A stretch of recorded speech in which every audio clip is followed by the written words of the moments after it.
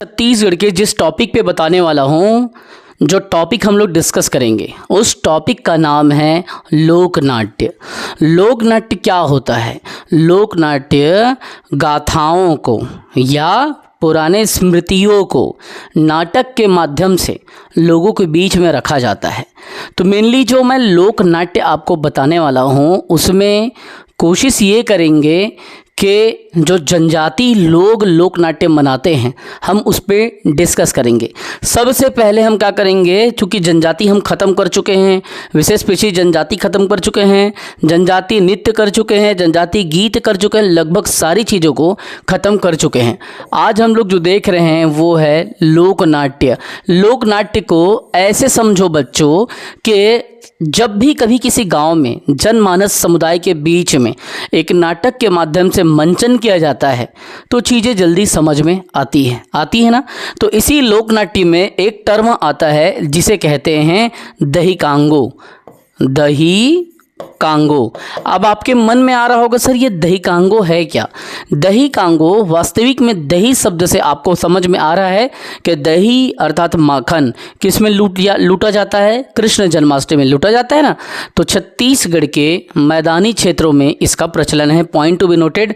दही कांगो जो है अगर जनजाति समाज मनाती है तो भी और अगर गैर जनजाति समाज मनाती है तो भी इसका जो प्रचलन है वो वास्तविक अर्थों में कहाँ पे है? तो ये मैदानी भागों में ज़्यादा इसका प्रचलन है। जितना भी छत्तीसगढ़ का मैदानी भाग है बच्चों उस पे ना कि पर्वतीय, ना कि उत्तर, ना कि दक्षिण, उधर उतना नहीं चलता है लेकिन कम चलता है।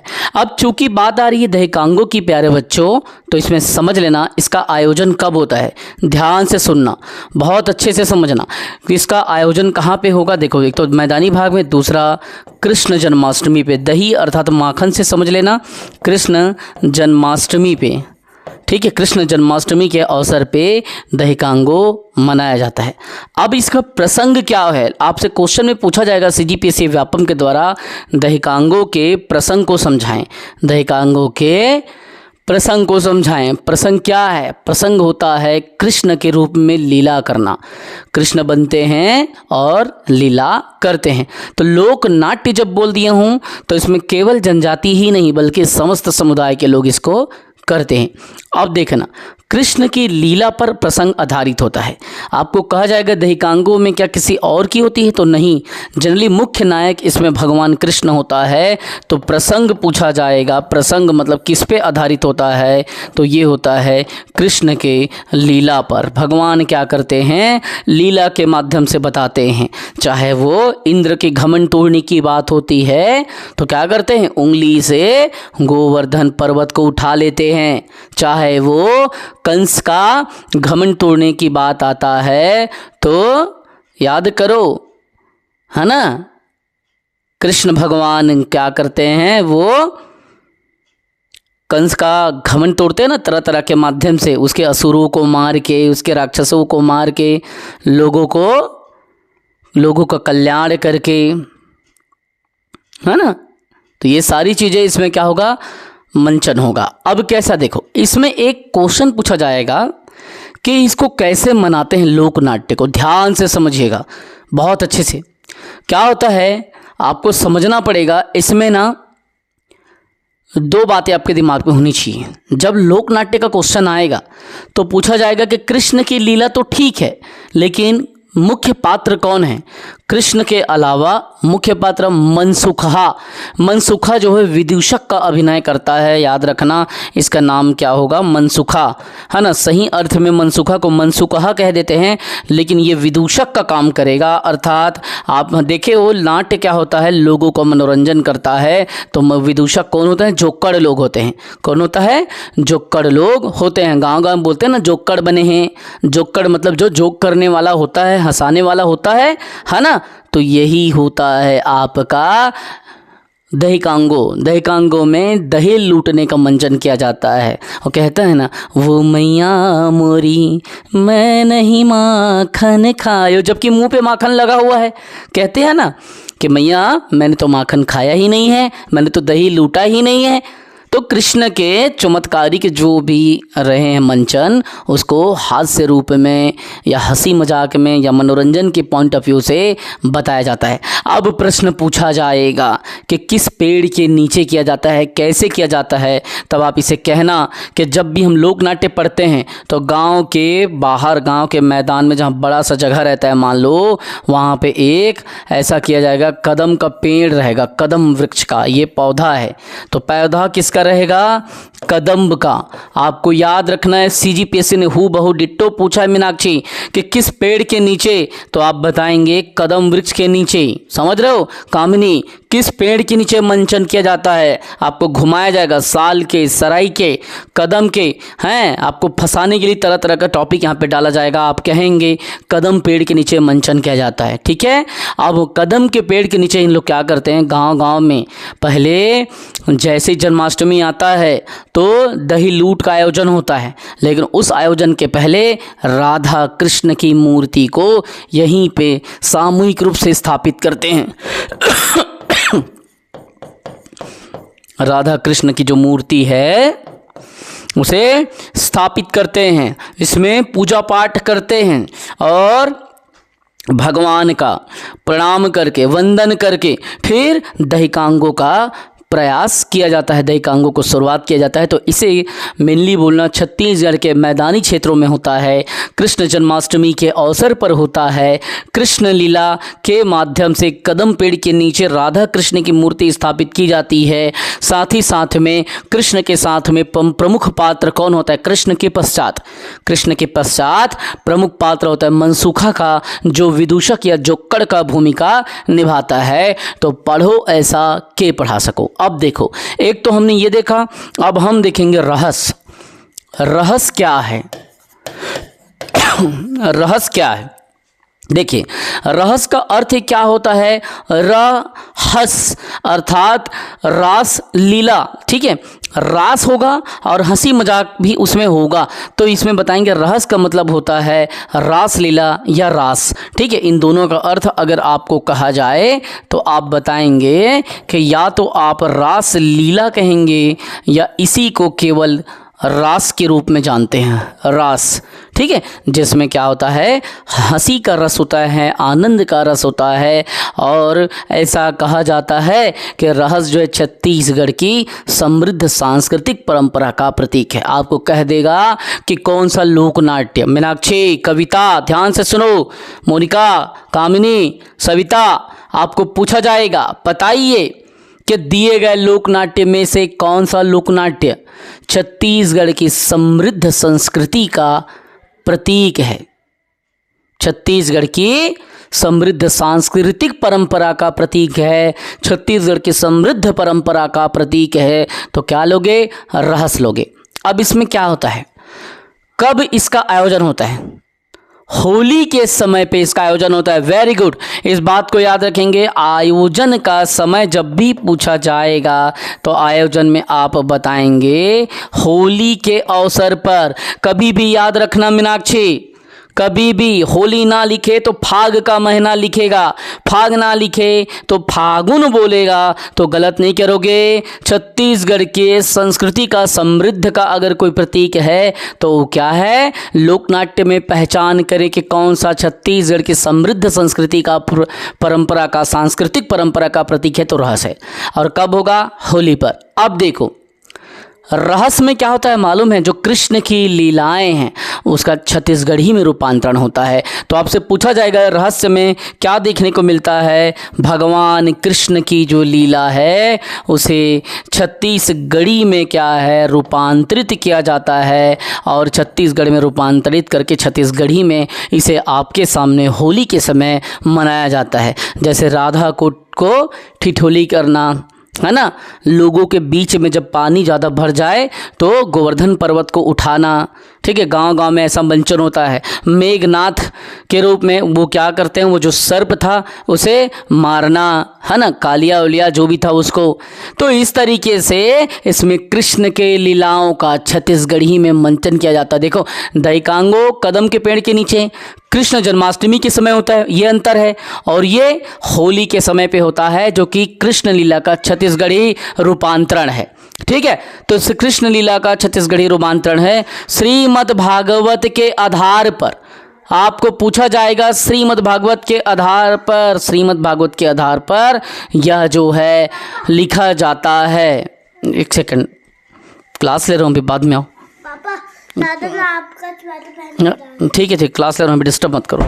ठीक है, तो इस तरीके से छत्तीसगढ़ के रूपांतरण का लीला का, कृष्ण की लीला किस पे आधारित बताएगा कि बताइए ये तेलुगु में होता है या हल्बी में होता है या छत्तीसगढ़ी में होता है या सरगुजिया में होता है, तो फिर यहाँ पे गलत आंसर नहीं लेना। श्रीमद् भागवत के आधार पर रेवर राम ने क्या किया था, एक रचना लिखा था, जिस रचना में इसका चर्चा है, उस रहस्य की छत्तीसगढ़ी रूपांतरण का क्या नाम है, पांडुलिपियाँ। तो आपको कहा जाएगा श्रीमद् भागवत का पूरे कथा का छत्तीसगढ़ी में रूपांतरण किसने किया, बाबू रेवर राम ने, और किस नाम से किया, पांडुलिपियां के नाम से। तो याद रहेंगे कि किसका लिया, तो वो श्रीमद् भागवत का। भागवत में जितना भी हुआ था वो सारे को क्या किया है, वो छत्तीसगढ़ी में रूपांतरित कर दिया। और किसने किया, तो बाबू रेवा राम ने किया। रेवा राम कौन था, रतनपुर का चारण कवि था। और किस में, तो रेवा राम की पांडुलिपियां। आपको कहा जाएगा कि आप बताइए कि किसके, तो रेवा राम की पांडुलिपियां में भगवान कृष्ण का मंचन किया और पूरे श्रीमद् भागवत का क्या किया, उसने सीधा बखान छत्तीसगढ़ी में कर दिया। अब आपसे पूछा जाएगा कि बताइए किस जाति के लोगों के द्वारा देवताओं की मूर्ति बनाई जाती है। इस आयोजन के लिए, रहस्य के आयोजन के लिए चितेर जाति के लोगों के द्वारा भगवान कृष्ण की, राधा की मूर्ति बनाई जाती है। तो आपसे जाति से आधारित जब प्रश्न पूछे मीनाक्षी, क्या लोगे, आपको लेना है, क्या लोगे, चितेर, चितेर जाति के। आपसे कहा जाएगा कि बताइए किस जाति के लोगों के द्वारा। तो जब भी रहस्य पढ़ो तो अब बताओ कि यहाँ पे भगवान कृष्ण का जो मूर्ति होता है, मूर्ति जो है वो चितेर जाति के लोगों के द्वारा डिजाइन किया जाता है। आपको पूछा जाएगा कि किसके द्वारा डिजाइन किया जाता है, कौन से जाति के लोग उसे बनाते हैं, तो क्या होगा, चितेर जाति गरिमा। ध्यान से सुनो बेटा, कभी भी पूछे, अब देखो, देखिएगा जो रहस्य बेड़ा होता है, गांव गांव में, हर गांव में पहले क्या होता था, रहस्य का बेड़ा होता था। तो रहस्य बेड़ा, उसी बेड़ा पे, उसी जगह पे मंचन किया जाता था। तो जिस जगह पे मंचन होगा उस जगह को क्या कहा जाएगा, जहां पे रहस्य आयोजन होगा वो कहलाएगा रहस्य बेड़ा।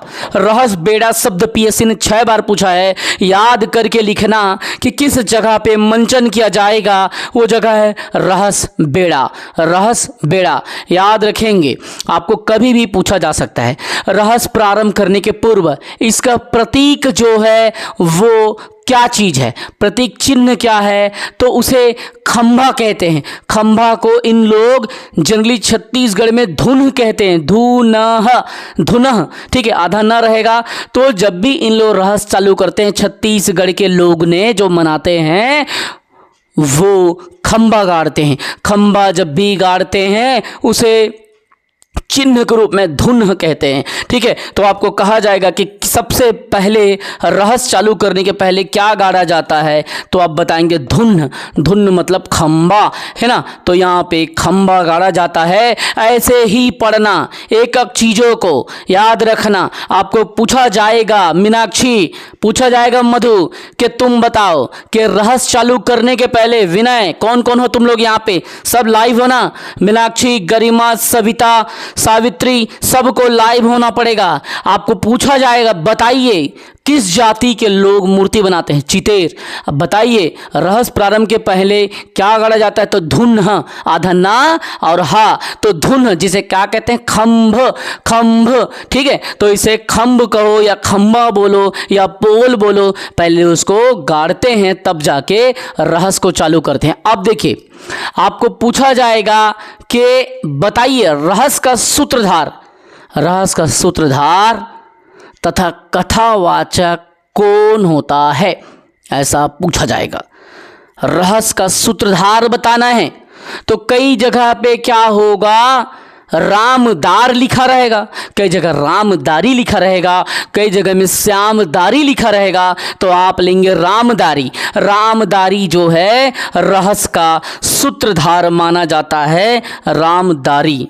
ठीक है, तो ऐसा पढ़ो कि पढ़ा सको, ऐसा देखो कि सारी चीज़ें सॉल्व हो जाए। रामदारी जो होता है वो रहस्य का सूत्रधार और कथावाचक होता है। जब रहस्य चलते रहता है, कृष्ण के कथाओं को कौन बताता है, कृष्ण के वाचन को कौन वाचित करता है, रामदारी को यह अधिकार होता है। अब देखिए, आपको दो प्रकार का रहस्य पूछा जाएगा। एक रहस्य कहलाता है स्वर्ण रहस्य और दूसरा रहस्य कहलाता है क्या, अब मैं पेज को पलट रहा हूं, ठीक है। एक रहस्य के दो प्रकार, रहस्य के कितने प्रकार, रहस्य के दो प्रकार। एक रहस्य जो होता है वो स्वर्ण समाज में चलता है, इसीलिए कहते हैं स्वर्ण रहस्य, और एक जो होता है वह होता है सतनामी रहस्य। सिर्फ दो ही रहस्य है, कई किताबों ने 3 कर दिया है, लेकिन आप को लेना है स्वर्ण रहस्य और सतनामी रहस्य। तो रहस्य के कितने प्रकार मीनाक्षी, 2 प्रकार। एकदम दिमाग को खोल के बैठो, स्वर्ण रहस्य और सतनामी रहस्य, ये 2 प्रकार का रहस्य है और दोनों में भगवान कृष्ण का पूजा होता है। अब देखना, आपको कहा जाएगा प्रमुख कलाकार कौन है रहस्य के, छत्तीसगढ़ में जिसका नाम चलता है, कौन है रहस्य के प्रमुख कलाकार। तो इसमें आता है सबसे पहले कौशल सिंह का नाम, उसके बाद आता है विशेषर सिंह का नाम, उसके बाद आता है केसरी सिंह का नाम। कौशल सिंह, विशेषर सिंह, केसरी सिंह। और बिलासपुर के मंझाला जो लोग हैं, मंझाला महाराज, उसी चीज का नाम है मंझला महाराज। तो बिलासपुर क्षेत्र का एक नाम आता है मंझला पंडित, मंझला महाराज, ये इसके लिए जाने जाते हैं। और एक नाम और आता है, ठीक है, बुलीग्राम के रेवराम, पंडित रेवराम बुलीग्राम के, तो इनका नाम लिया जाता है। तो जनरली आपको कैसा पूछा जाएगा, बताइए कौन कौन इससे जुड़े हैं, कौशल सिंह, विशेषर सिंह, केसरी सिंह। क्या बोलोगे, कौशल, विशेषरी, केसरी, और 3 में सिंह लगा देना। और बिलासपुर के मंझला महाराज और बुली गांव के, जो बुली गांव है उसके रेवराम, ये जाने जाते हैं रहस्य के लिए। अब देखना, वो रहस्य के बारे में पूछा जाएगा कि जो रहस्य होता है छत्तीसगढ़ की समृद्ध सांस्कृतिक परंपरा का प्रतीक तो है, लेकिन कहां से, उत्तर प्रदेश के रामलीला से प्रभावित है। आपको पूछा जाएगा कि रहस्य का प्रभाव किस पे है, तो यूपी में जो रामलीला होता है, फर्क सिर्फ इतना है कि वहां आपका जो बोली का प्रयोग होता है, ठीक है, और हमारी बोली का प्रयोग है, बस बोली का ही खेल है। तो रामलीला से प्रभावित माना जाता है, बन जाएगा। तो इस तरीके से पढ़ो कि रहस्य तो क्या, कुछ भी पूछे तो बन जाए, है ना। ठीक, अब देखो, एक आपका भतरानाट शब्द सुनने को मिलता है। अब फटाफट क्लास को कंटिन्यू करेंगे, 1-2 दिन यूट्यूब में और लेंगे, उसके बाद में यूट्यूब में लेना बंद। जिनको लेना है, क्लास 3500 हो चुका है, 5100 फीस है। 3500 में पूरे 12 महीने का क्लास मिल रहा है। डेली लाइव होगा, डेली रिकॉर्डेड दिया जाएगा, डेली नोट्स मिलेगा, ठीक है। या तो एक साथ आप नोट्स ले लो और हम जो देंगे उसके अलावा कुछ भी पढ़ने की जरूरत नहीं है। पिछले 25 वर्षों क्वेश्चन सॉल्व कराया जाएगा। फीस 3500 है, दूसरे से तुलना मत करो कि हमको 2500 में क्यों नहीं मिला। जिसने पहले आया वो पहले पाया, जिसको 2500 में देना था दे दिया। फीस 3500 है, उसे 1 रुपये कम नहीं होगा।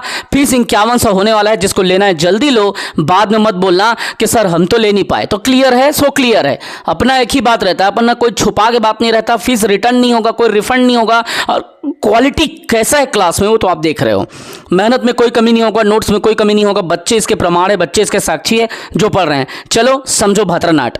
अब देखो, 2 चीज में बता दिया, दही कांगो बता दिया, रहस्य बता दिया। भतरानाट के फंडा को समझो। भतरा, जब भतरानाट बोले तो भतरा जनजाति इसे करेगा। मीनाक्षी जब बोल क्या रहा है बेटा, भतरा नाट, तो ये नाट को कौन करेगा बेटा? सबसे पहले आप इसे बोल देना कि हमारे दीपक सर बताए थे कि भतरा जो ट्राइब्स हैं वो इसे करते हैं। दूसरा बात, ये बस्तर क्षेत्र से ज़्यादा प्रचलित है बस्तर क्षेत्र में। तो पॉइंट नंबर 2 कहाँ पे ज़्यादा, तो ये बस्तर क्षेत्र में ज़्यादा प्रचलित है भतरा नाट। ठीक है। तीसरा बात आप इसमें ये जान लेना कि जब कभी भी इसका जो आधार है, बताइए क्या है, कहाँ से आया। हमारे भारत देश की विशेषता रही है मीनाक्षी बेटा कि जब भी कभी यहाँ कोई गीत आता है, कोई संगीत आता है, वो कहीं ना कहीं से धारण किया रहता है, कहीं ना कहीं शास्त्रों से आधारित होता है। 7 सुर कहते हैं, तो 7 सुर कहाँ से आया, कहते हैं ना। संगीत की बात करते हैं, माँ सरस्वती की बात करते हैं, भाषा की बात करते हैं, कहीं ना कहीं से आया है ना।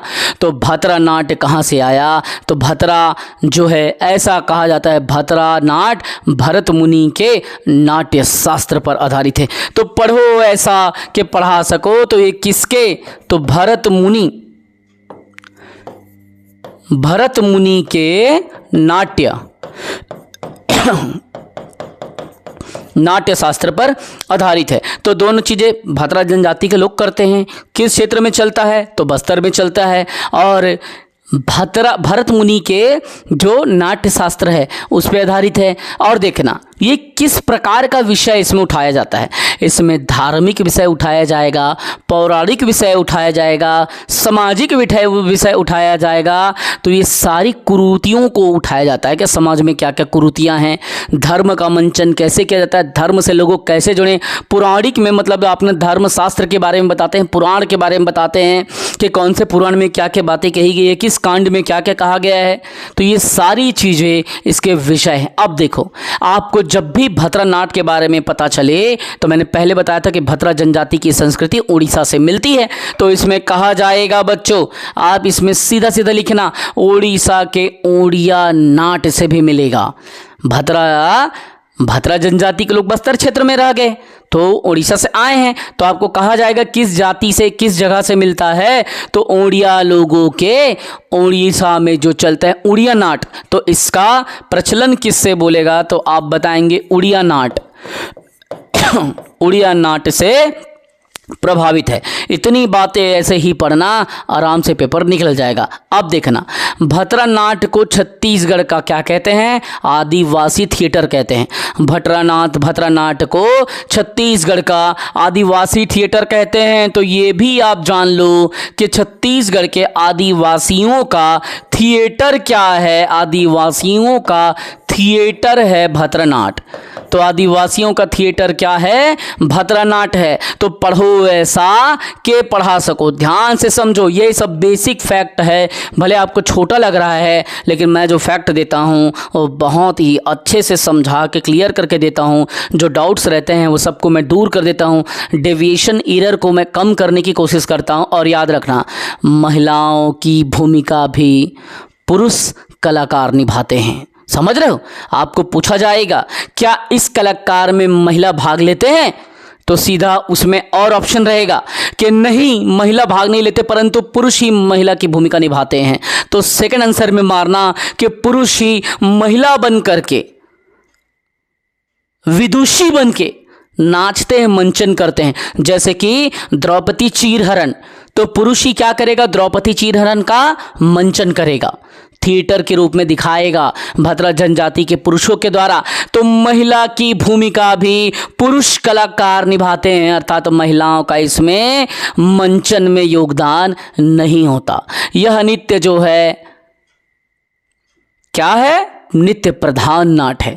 अर्थात भतरा नाट में नाटक कम रहेगा, इसमें नृत्य ज़्यादा रहेगा। तो यह नित्य प्रधान है बच्चों। आपसे कभी भी कोई पूछेगा कि बताइए भतरा नाट में किसका प्रधानता है, आप बताएंगे इसमें डांस का ज़्यादा रोल है, ज़्यादा भूमिका है, मैक्सिमम जो रोल है वो डांस का है। तो नित्य प्रधान क्या है, नाट्य है। समझ रहे हो। इसके कलाकारों को बस्तर क्षेत्र में क्या कहते हैं, तो इसके कलाकारों को नाटकुरिया कहते हैं। जो भी आर्टिस्ट रहते हैं उन आर्टिस्ट लोगों को बस्तर क्षेत्र में क्या कहते हैं, नाटकुरिया। नाटकुरिया, इसे बस्तर के क्षेत्र में कहते हैं, इसके कलाकारों को कहते हैं। और मैं बार बार समझा रहा हूँ, अब यूट्यूब में क्लास नहीं होगा, 1-2 दिन और करेंगे फिर बंद करेंगे। फीस 5100 है, जल्दी ज्वाइन करिए। अभी 3500 में मिल रहा है, बाद में इसकी जिम्मेदारी आपकी होगी, जो भी जब भी इसको देखेंगे। और मैं वीडियो जो भी पढ़ाता हूँ आप चेक कर सकते हो, मैं यूट्यूब के वीडियो को क्लास लिंक पर प्राइवेट कर देता हूँ, ताकि मेरे बच्चों के अलावा जिसके पास लिंक है केवल वही देख सके, बाकी कोई मत देख सके। क्लास जैसे खत्म होगा वीडियो प्राइवेट हो जाएगा। तो एवरीथिंग इज पेएबल, हर चीज का फीस लगता है। क्यों? अगर आपको गुणवत्ता चाहिए तो पैसा देना पड़ेगा, गुणवत्ता नहीं चाहिए तो यूट्यूब में मैंने बहुत सारा डाल के रखा है, बहुत सारे लोग डाल के रखा है, लेकिन ऐसा कोई नहीं पढ़ाएगा। मैं बता रहा हूं, बच्चों से पूछ लो लाइव कमेंट में कि उन्हें मैं कैसा पढ़ाता हूं। फीस 5100 है, अभी 3500 में मिल रहा है। हिजगा मत करिहा, क्यों मतलब 2500 में देहा तो हमूल देवा। हमन समय के हिसाब से ऑफर दे हैं, जेमन पहले ऐसे तेमन पैसे, अब 3500 ले कम नहीं मिले। और बहुत जल्दी न्यू ईयर से ओकर पहली 5100 होने वाला है। का बस साल भर क्लास मिली, 25 साल के क्वेश्चन ला लाइव सॉल्व करबो, नोट्स भी देबो, हर टॉपिक के सेपरेट इंडिविजुअल नोट्स मिली, वीडियो रिकॉर्डिंग मिली, पहले से सिलेबस खत्म है वो भी मिली। तो समय नहीं है। अब बताइए, फटाफट एक बार रिवीजन मारो। आपको दहिकांगो बोले तो छत्तीसगढ़ के मैदानी क्षेत्रों पे होगा, कृष्ण जन्माष्टमी के अवसर पर होगा, कृष्ण नीला कदम के पेड़ के नीचे राधा कृष्ण की मूर्ति स्थापित करके करेंगे, कृष्ण के सखा मनसुखा का विदूषक के रूप में रोल रहता है। फटाक से एकदम दिमाग में मेरे साथ स्पीड में दोहराओ। जब बात रहस्य की आती है, रहस्य का अर्थ होता है रासलीला या रास। छत्तीसगढ़ की समृद्ध सांस्कृतिक परंपरा का प्रतीक कौन सा है बच्चों? तो वह रहस्य है। रहस्य कब होता है बच्चों? कृष्ण जन्माष्टमी पे, होली पे, दीपावली पे। सीधा बताना, होली पे होता है ना? यही दिमाग में आ रहा है ना? कब होता है? हैं? होली पे, फागुन पे, फाग के महीने पे कृष्ण लीला का छत्तीसगढ़ी में रूपांतरण इसमें होता है। श्रीमद् भागवत का बाबू रेवा राम ने क्या किया?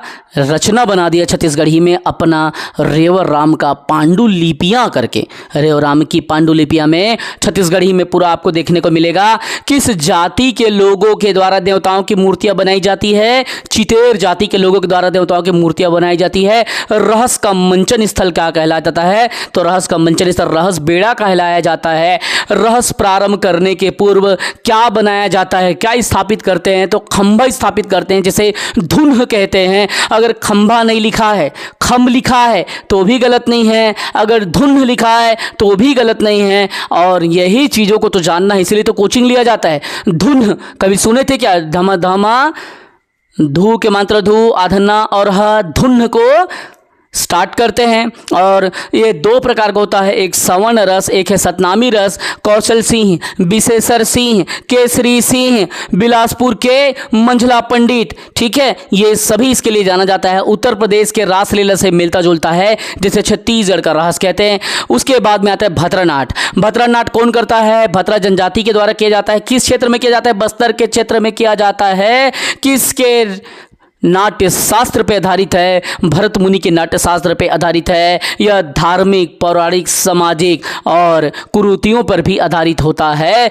उड़ीसा के ओडिशा नाट्य से यह मिलता जुलता है। भतरा नाट्य को क्या कहते हैं? छत्तीसगढ़ का आदिवासी थिएटर कहते हैं। महिला की भूमिका कौन निभाता है? पुरुष निभाते हैं। यह नित्य प्रधान होता है, अर्थात नित्य का ज्यादा रोल इसमें होता है। इसके कलाकारों को क्या कहा जाता है? तो नाटकुरिया कहा जाता है। पढ़ो ऐसा कि पढ़ा सको। इसके कलाकारों को क्या कहा जाता है? नाटकुरिया कहा जाता है। पढ़ो ऐसा कि पढ़ा सको।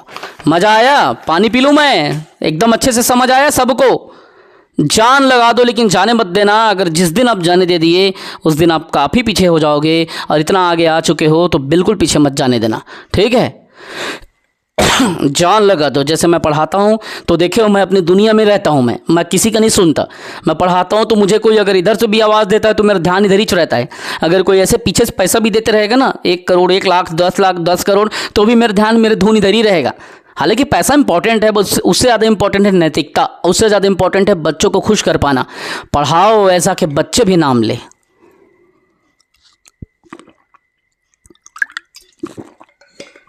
सारा खेल प्लेटफॉर्म का है ना? इसीलिए कहता हूं कि जिसने कोर्स ले लिया वो तो ठीक है, कई लोगों को फ्री में दिया हूँ, कई लोगों को कम में दिया हूँ, सबका हिजगा मत करो। हिजगा करिया तो काम मिली। अरे सिलेक्शन लेना है तो पढ़ी ना, फीस 5100 है, जिसको लेना है ले, नहीं लेना है मत ले, सीधी सी बात है। अपना एक ही फार्मूला है भाई, मेहनत करते हैं, जान लगा देते हैं, इतना मेहनत करते हैं, अपने साथ बच्चों को भी तैयार कराते हैं, तब जाके दीपक सर का क्लास छत्तीसगढ़ के ऑनलाइन प्लेटफॉर्म पर सबसे बेहतरीन बन पाया है। और उसे बनाने वाले भी आप ही हो, क्योंकि आप जैसे लोगों के कारण ही लोग जुड़ते जा रहे हैं। ठीक है, चलिए अब आगे देखिए। हमने बहुत सारी चीज़ों को देखा, अब हम देखेंगे नाचा को। ठीक है, छत्तीसगढ़ की कला और संस्कृति में एक नाम आता है नाचा का। ठीक है, देखिए नाचा की जब बात आती है तो इसका जो प्रचलन है छत्तीसगढ़ के अधिकांश भागों में है। ऐसा नहीं है कि केवल जैसे ये छत्तीसगढ़ है ऐसा बिल्कुल भी नहीं है बच्चों कि छत्तीसगढ़ है तो छत्तीसगढ़ के केवल यह उत्तर क्षेत्र में प्रभावित है यहाँ पे, या केवल दक्षिण क्षेत्र में, बिल्कुल नहीं। यह जो है नाचा अपने यहाँ पे भी देखने को मिलता है, यहाँ पे भी देखने को मिलता है, ए और बी और सी सेक्शन, तीनों क्षेत्र पे। अगर मैं इसे 3 भाग में तोड़ दूं तो मैं ए और बी और सी में पाता हूँ। सबसे ज़्यादा नाचा तो आपको सेंटर वाले से जगह पे देखने को मिलेगा, समझ रहे हो। और ऐसा भी कहा जाता है, देखिए नाचा को गांव-गांव में पहले गम्मत होता था, देखे हो ना। गम्मत में क्या होता था, गांव में बैठ जाते थे लड़के ही लड़कियां बन के मनोरंजन करते थे, नाचते थे, तो गम्मत से ही नाचा शब्द आया। धीरे धीरे समाज आधुनिक होता गया, है ना। पहले गम्मत गांव-गांव में होता था, रात के समय बेटे बेटियां माताएं बहनें सब बैठ के देखते हैं, ऐसा चल रहा था, हम भी देखे हैं। और गम्मत बहुत प्यारा होता था। धीरे धीरे गम्मत का स्वरूप बदल गया। गम्मत में कृष्ण का भजन, राम का भजन होता था, वो स्वरूप बदल गया। अब उसमें महिलाएं नाचना चालू कर दी। पहले केवल लड़के महिला बन करके नाचते थे, कृष्ण का मंचन करते थे।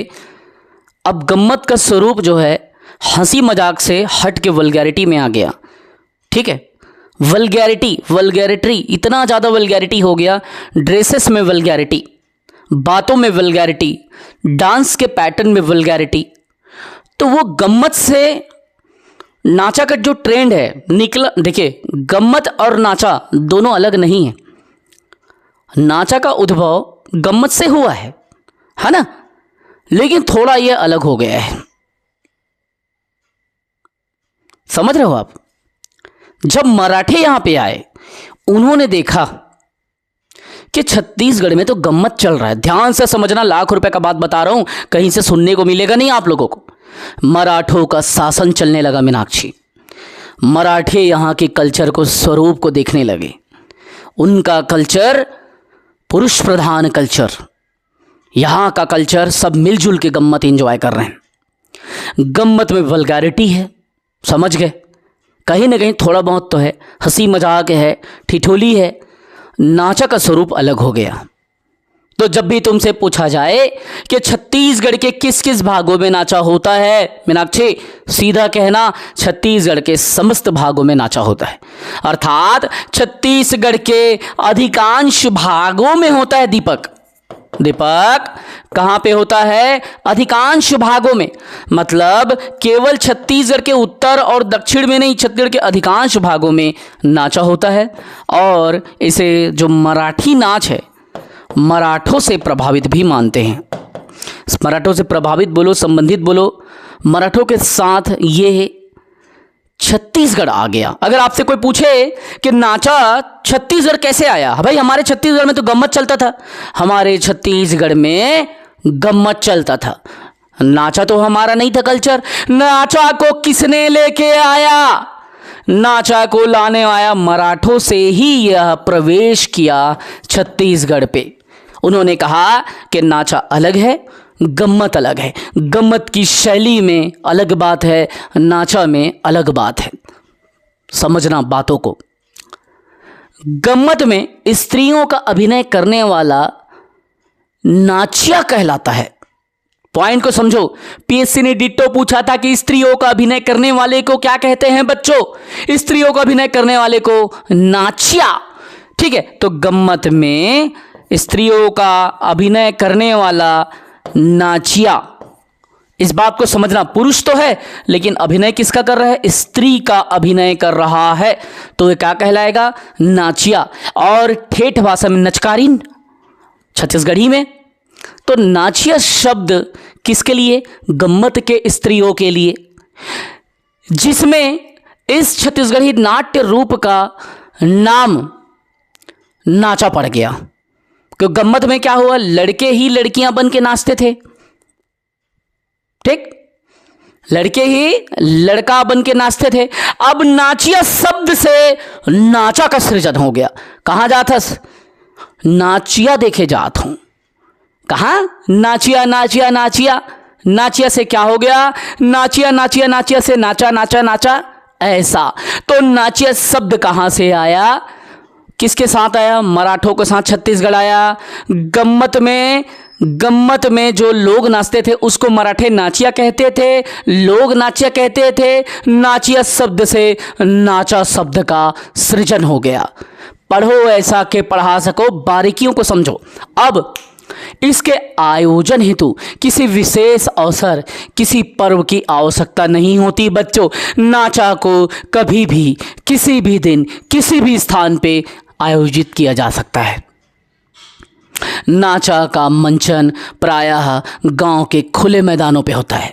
जब भी तुमसे पूछे नाचा का मंचन कहाँ होता है, खुले मैदानों पे होता है। नाचा के बारे में जब भी देखना, केवल पुरुष कलाकार ही अभिनय करते हैं। छत्तीसगढ़ की नाचा की बात कर रहा हूँ, छत्तीसगढ़ के नाचा की बात कर रहा हूँ। ये उत्तर प्रदेश का जो गुड़ है यहाँ पे मिलता है, यहाँ पे उत्तर छत्तीसगढ़ पे। यूपी कनेक्टेड है, समझ लो, पास है, लगा हुआ है। झारखंड कनेक्टेड है, तो यूपी के कुछ हिस्सा बलरामपुर वाले एरिया पे स्त्रियाँ नाचती है, क्योंकि यूपी में वो कल्चर देखने को मिलता है।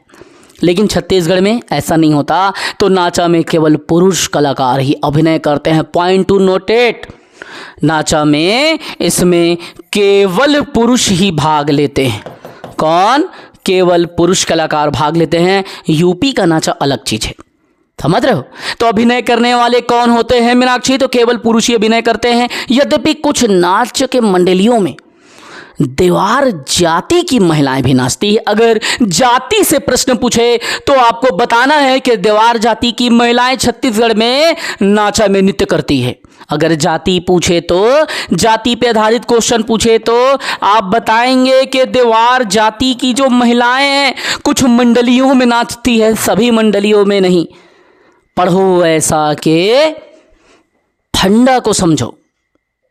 नाचा में केवल पुरुष कलाकार ही अभिनय करते हैं बच्चों। लेकिन कुछ मंडलियों की जब बात आती है, थिरमन दास का पार्टी कितना नाम चलता था गम्मत के लिए। मेरे ख्याल से बिलासपुर चांपा वाले जो बच्चे जुड़े उनको पता होगा। थिरमन दास का पार्टी पूरे छत्तीसगढ़ में फेमस था गम्मत के लिए, समझ रहे हो?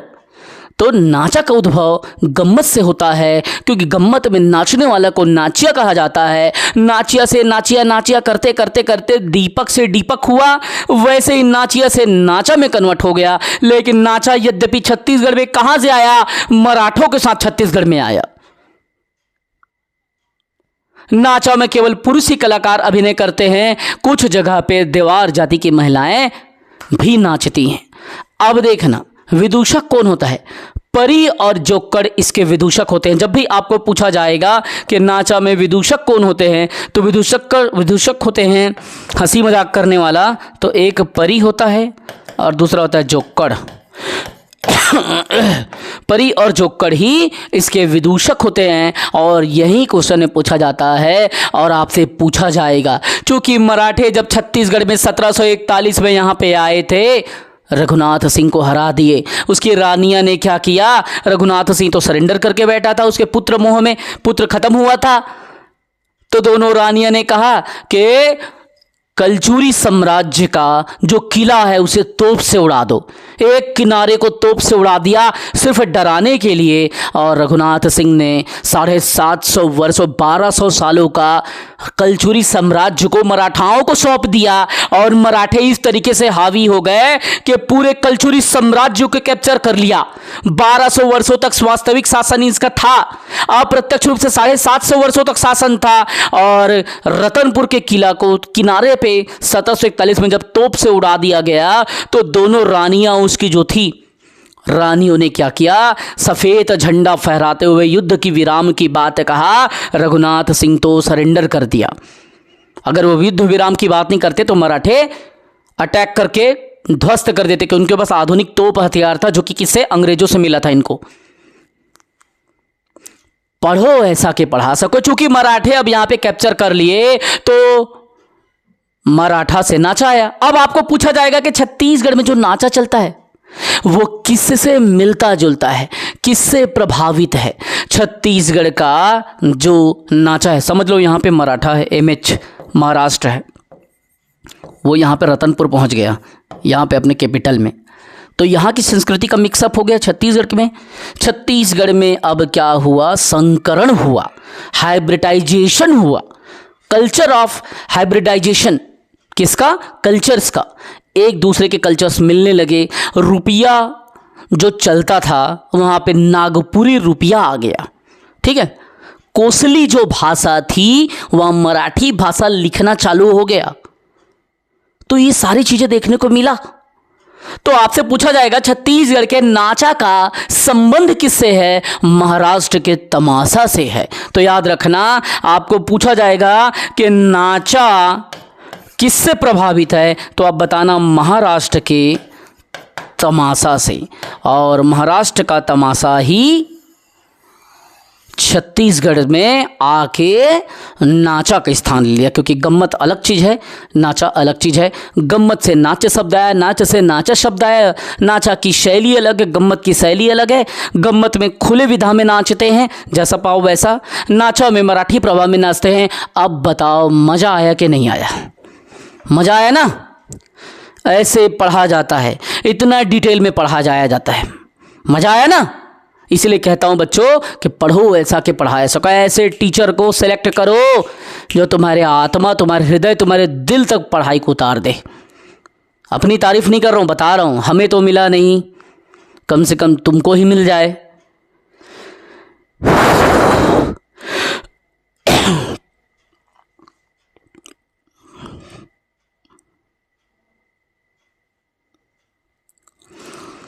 परी क्या होता है मीनाक्षी बताऊं?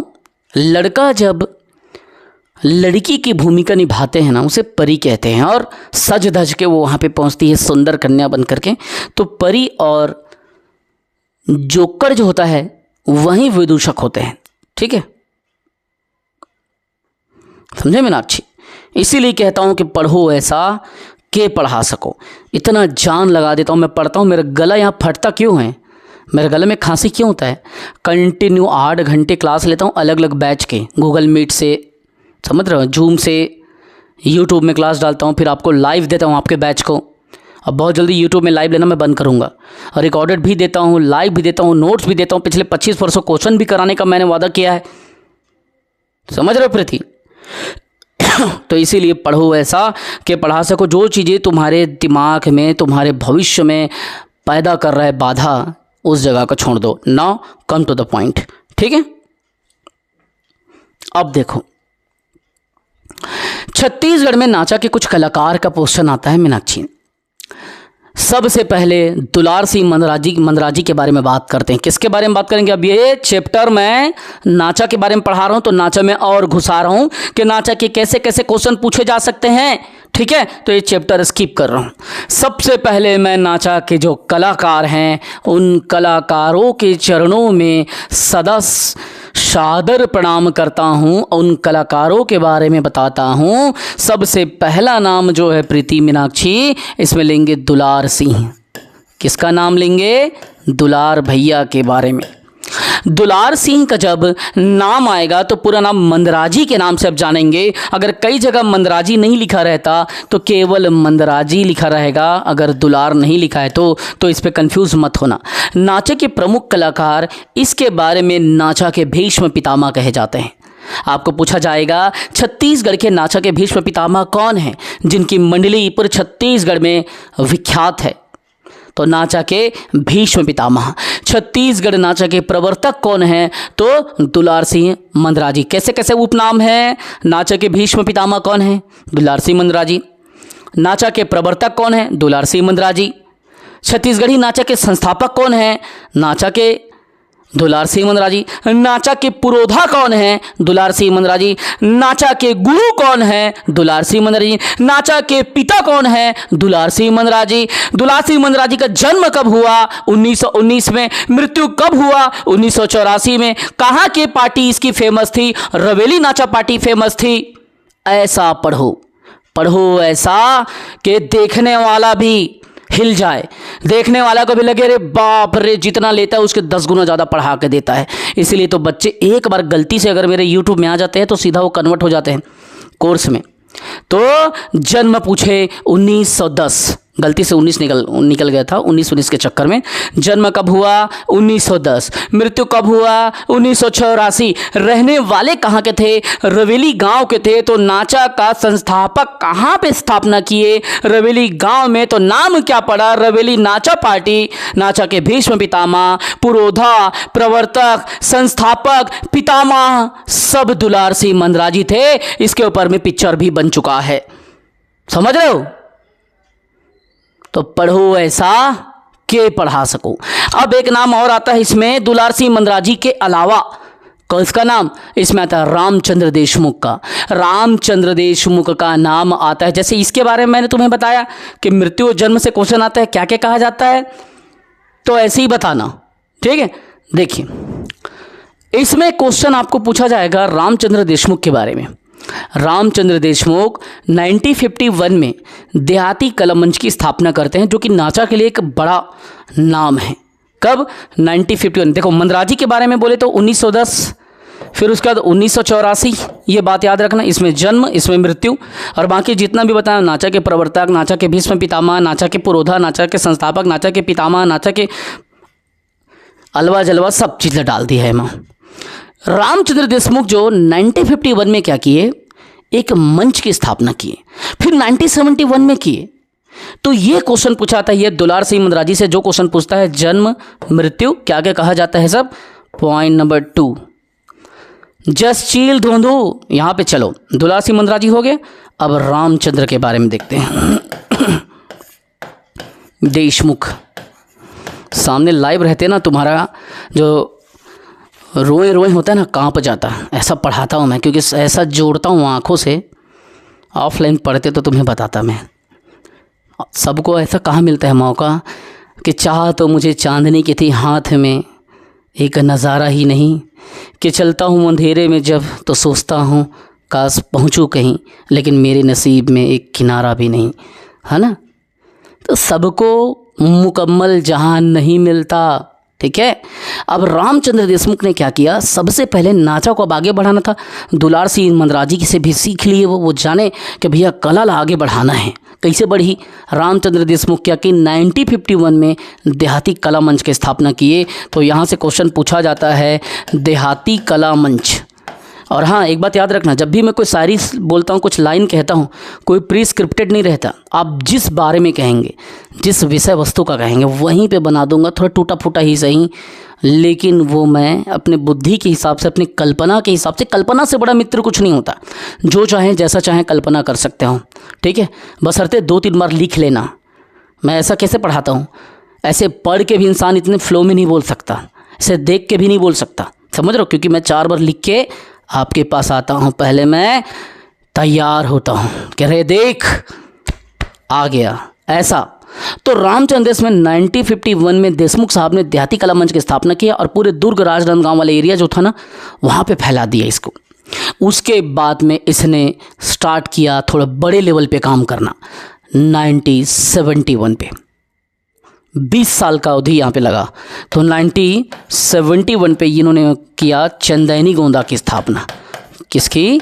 चंदैनी गोंदा। तो आपको क्वेश्चन पूछा जाएगा कि नाचा के क्षेत्र में, जब भी नाचा कितने सारे फैक्ट मैंने बताया, लेकिन आपको 2 नाम बताया, दुलार सिंह मंदराजी, रामचंद्र देशमुख। ये यहाँ से क्वेश्चन 100% आता ही है।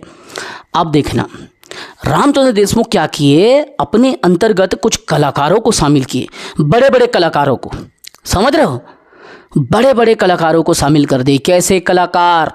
कलाकार में कौन थे?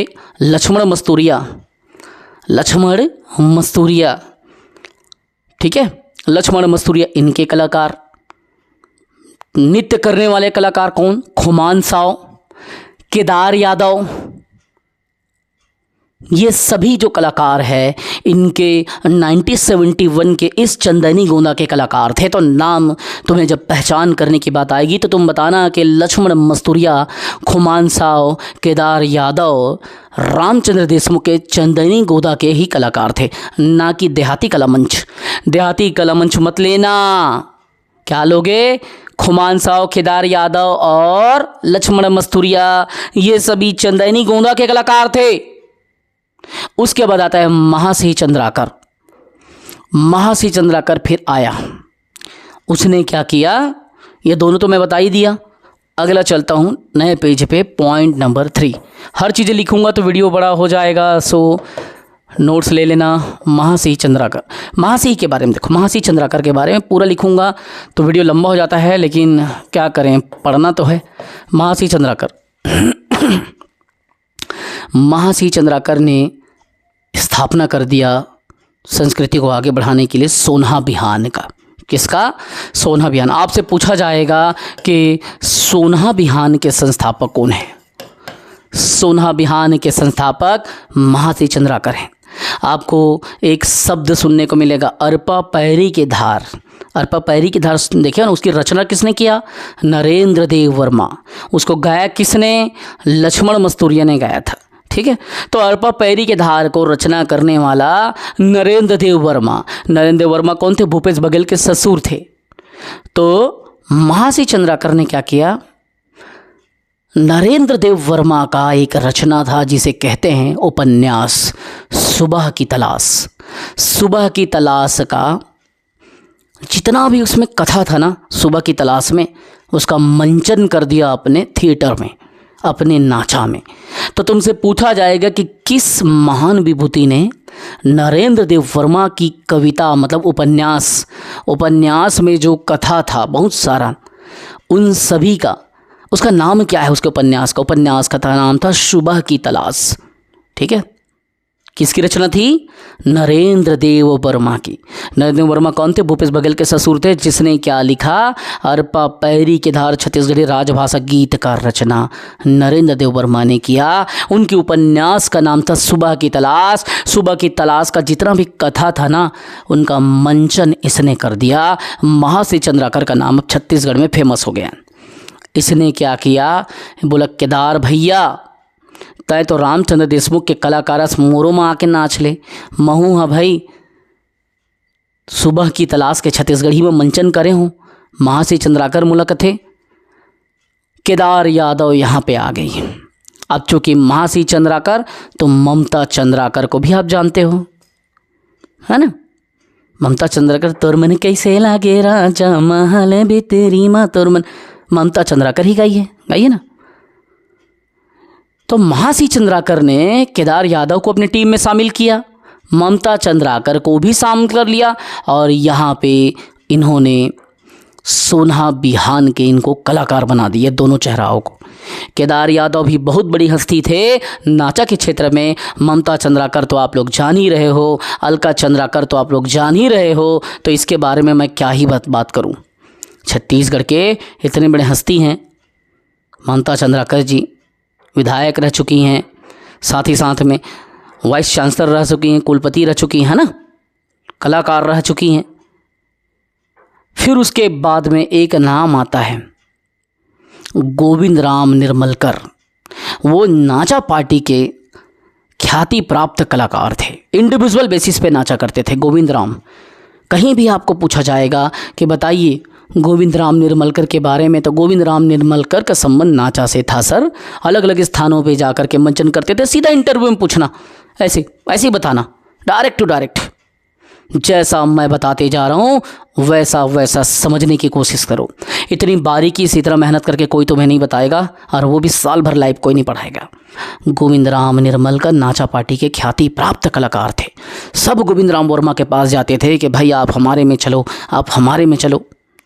वैसे ही नाइक दास झुमुक दास बघेल का नाम, दोनों बघेल भाई हैं, दोनों बघेल हैं, नाइक दास और झुमुक दास। नाइक दास को मटेवा नाचा पार्टी के लिए जाना जाता है। मटेवा भी अच्छा एक समय पे नाम कमाया। नाइक दास मटेवा नाचा पार्टी, झुमुक दास मटेवा नाचा पार्टी। तो झुमुक बंधु मतलब बघेल इन लोग लिखते हैं, नाइक दास बघेल, झुमुक दास, या कई जगह झुमुक दास लिखा रहता है, तो दोनों एक ही है। नाइक दास बघेल, झुमुक दास बघेल, दोनों बघेल बंधु मटेवा नाचा पार्टी के लिए जाना जाता था। तो इस तरीके से आज हमने नाचा के संपूर्ण तथ्य को भी ख़त्म कर लिया। उधर दहिकांगो फैकांगो जो भी हम लोग देखा, रहस्य देखा, भद्रा नाट देखा, सब क्लियर। मज़ा आया कि नहीं ये बताओ, फिर आगे बढ़ेंगे।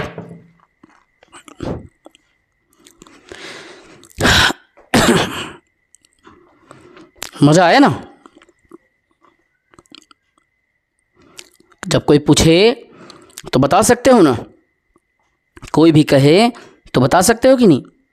कोई अगर कहे कि नाचा के बारे में बताओ तो बता देना, कहाँ से आया, महाराष्ट्र से आया, छत्तीसगढ़ के तमाशा से मिलता है, दुलार सिंह मंदराजी नाचा के भीष्म पितामह, नाचा के प्रवर्तक, नाचा के पुरोधा, नाचा की छत्तीसगढ़ी नाचा के संस्थापक रामचंद्र देशमुख 1951 में क्या किया, फिर देहाती कला मंच लगाया, फिर 71 में क्या किया, चंदनी गोंदा लगाया। चंदनी गोंदा लगाने के बाद में लक्ष्मण मुस्तुरिया, खुमान साहब को बुला लिया, केदार यादव को बुला लिया और चंदनी गोंदा में बैठा के उनका प्रसिद्धि प्राप्त कर लिया।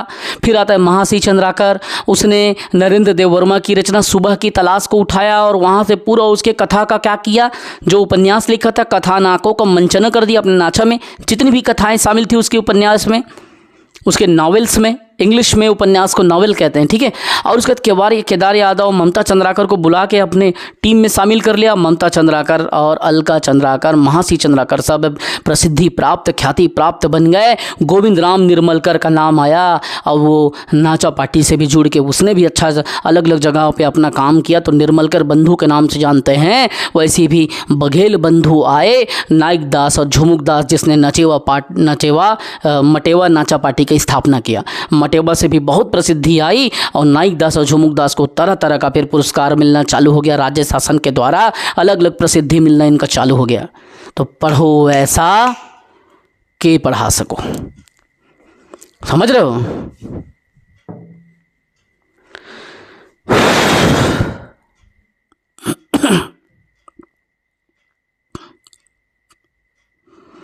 इसीलिए तो कहता हूँ सीमा, पढ़ो ऐसा कि पढ़ा सको। प्रीमियम बैच को ज्वाइन करो, क्योंकि हर दिन मैं यूट्यूब में सबको फ्री में नहीं पढ़ा पाऊँगा।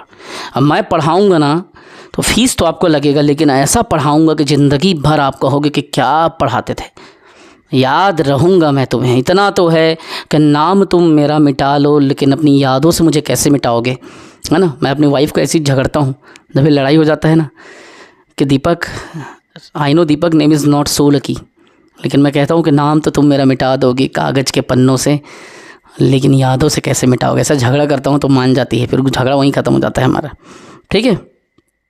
चलो आगे स्टार्ट करते हैं, है ना, आगे चलते हैं। अब देखो एक बात आता है खंबा सॉन्ग का। देखो नाचा के हमने पूरा डिटेल पढ़ लिया, नाचा का इससे कुछ पूछ ही नहीं सकता बाहर, हाई गारंटी। नाचा से इससे बाहर कुछ पूछ ही नहीं सकता, कुछ बचा ही नहीं है। अब आता है खंबा स्वांग। खंबा स्वांग जब बोले या खंब स्वांग बोले ना, दोनों एक है, अलग नहीं है, ठीक है। तो इस बात को आप याद रखेंगे, ये खा हो गया, ये खंब हो गया। इसी को मैं कहूँ अगर खंबा, ठीक है, तो भी ये अलग नहीं है, खंबा। और ये स्वांग तो आप जानते हो, स्वांग रचना मतलब नाटक करना, खंबा में चढ़ने का। अब देखो चलो कैसे पढ़ोगे इसको। आयोजन की जब बात आएगी तो बताओगे बस्तर की नवरात्रि का समय आता है ना, तो मतलब कुंवार में ज़्यादा चलते हैं, है ना।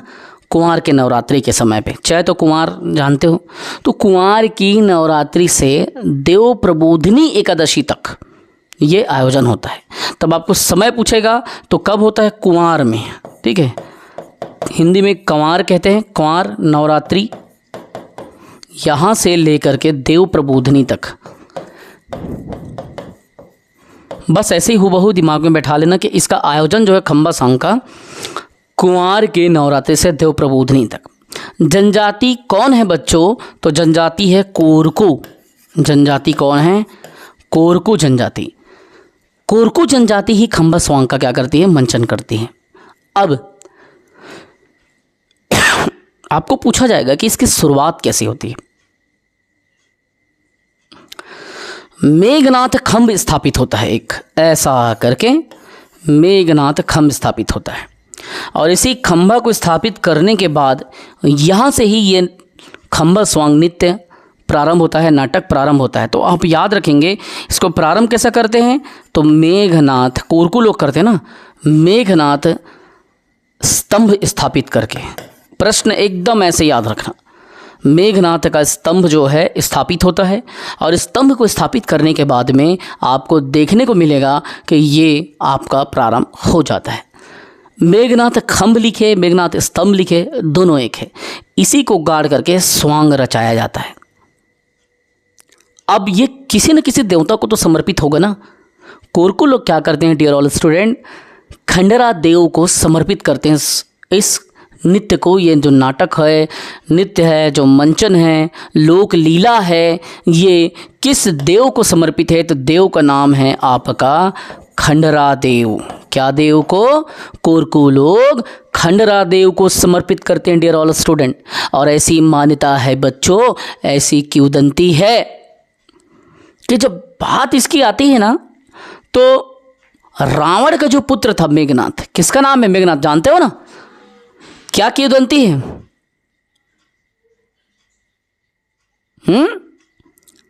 ऐसा किंवदंती है कि रावण का जो पुत्र था उसने, मेघनाथ ने, वही तो उसका पुत्र था ना मेघनाथ, तो मेघनाथ ने कोरकू राजाओं का जो मुखिया था,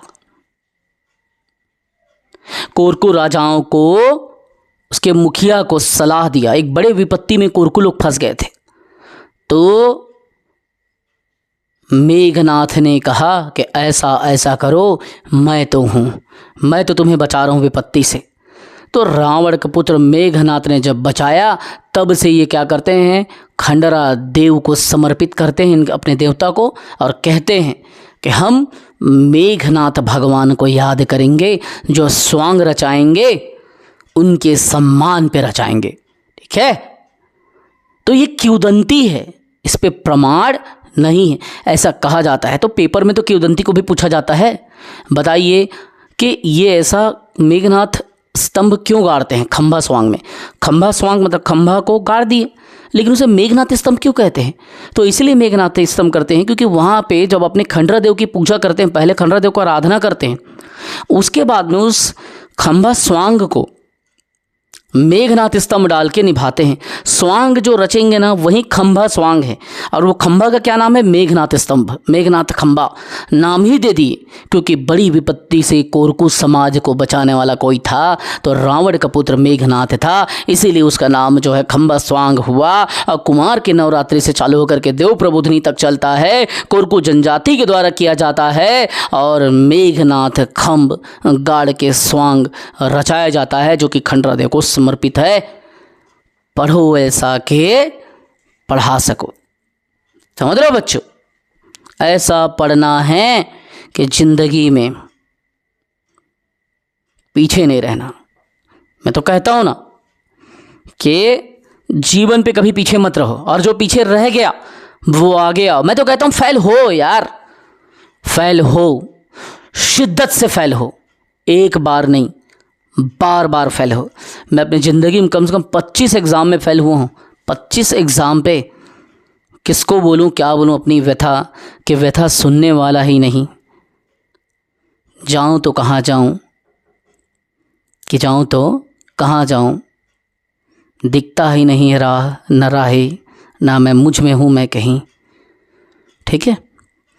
तो इसलिए कहता हूँ फेल हो, एक बार नहीं 5 बार फेल हो, लेकिन प्रयास करना मत छोड़ना।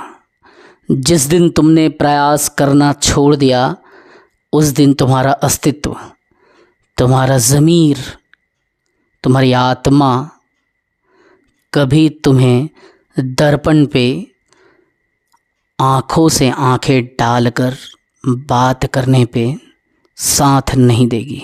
बी अ मैन, ठीक है, बी अ मैन। वास्तविक अर्थों में मैन जो होता है पत्नी को मारने वाला मैन नहीं होता, बहन को मारने वाला, गांजा दारू पी के झगड़ा करने वाला मैन नहीं होता।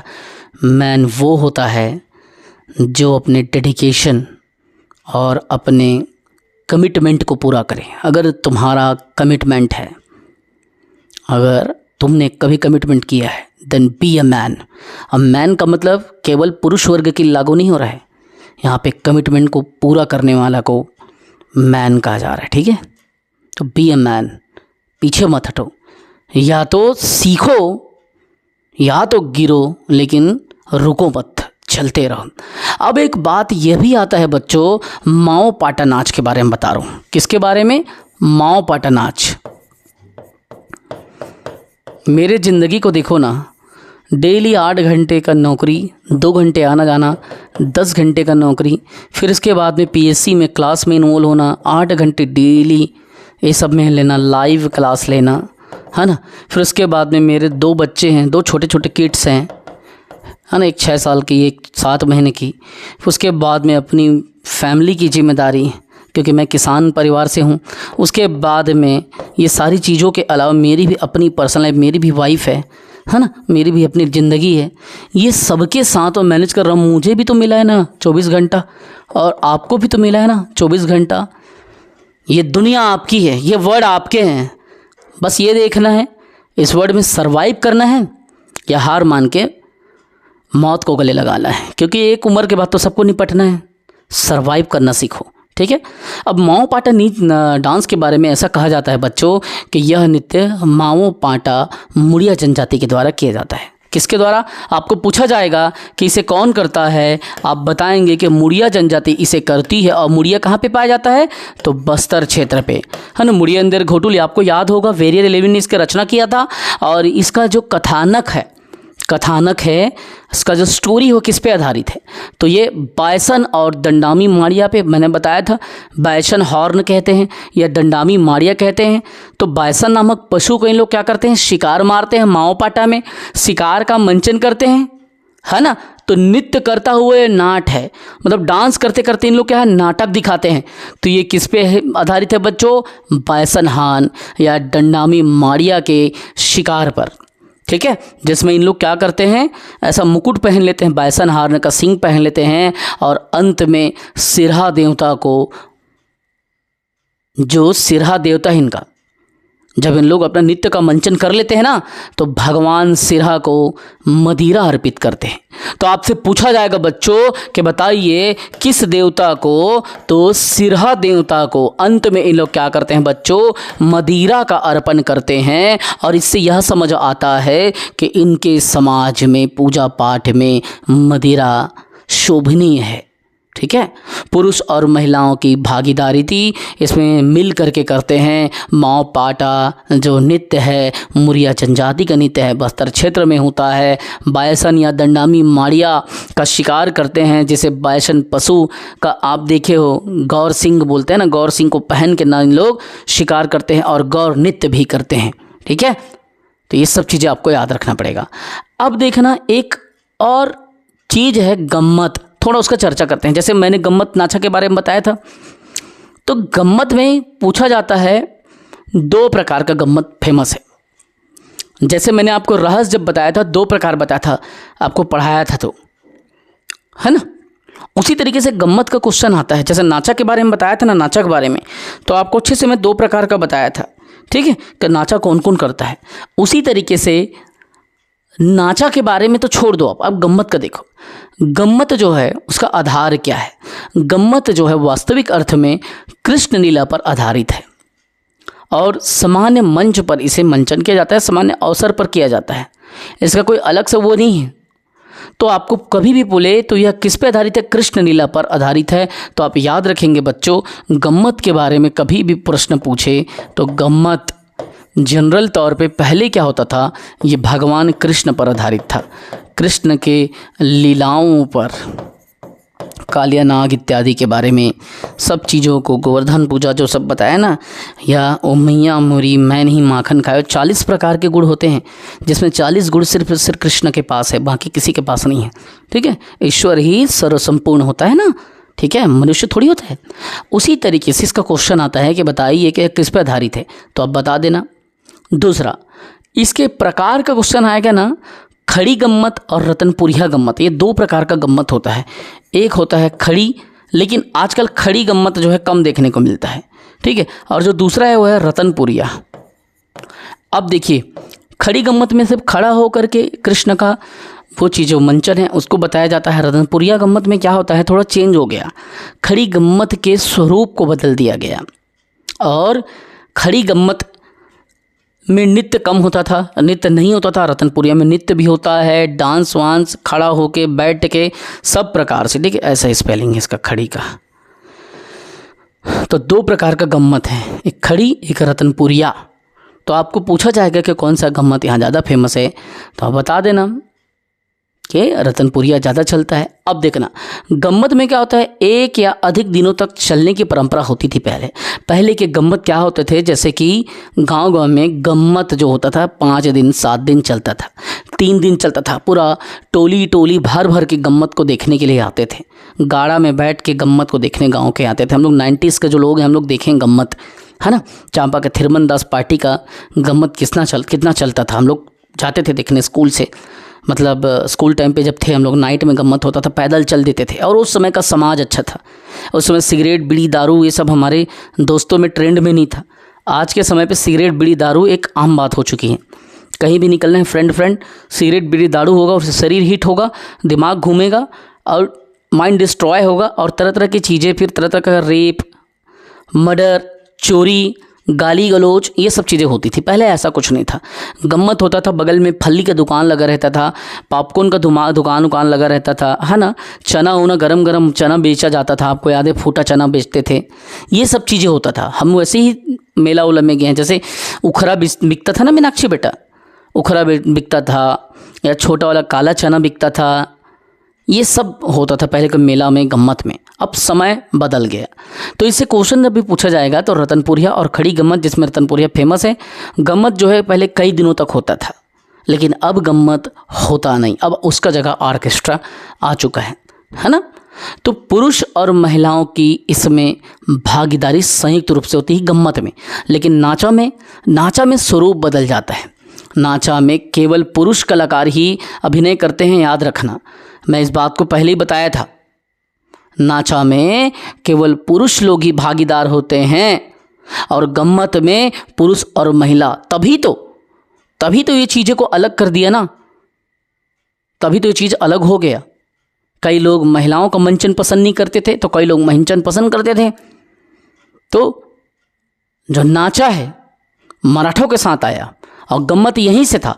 गम्मत में नाचने वाले को नाट्य कहा जाता था, तो नाट्य से नाचा शब्द का सृजन हुआ, और वास्तविक नाचा की जो शैली है वो मराठों की शैली है, इसीलिए महाराष्ट्र के तमाशा से प्रभावित उसे कहते हैं नाचा को।